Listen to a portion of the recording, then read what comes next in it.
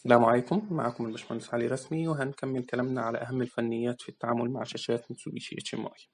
هنتكلم في الفيديو ده على معلومة بسيطة، وهي إزاي أعمل ستارت أب لوجو، بمعنى إزاي أحط صورة في الثواني اللي الشاشة فيها بتفتح. تعالى نفتح السيميوليشن علشان نشوف أنا قصدي إيه.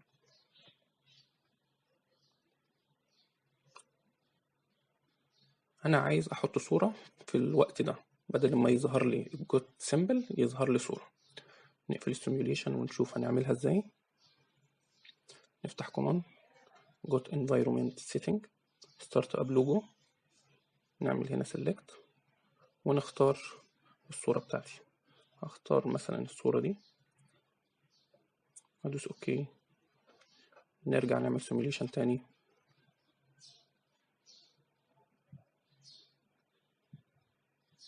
اهي. اتمنى يكون الفيديو مفيد وبسيط، واستنوني ان شاء الله في فيديوهات جاية.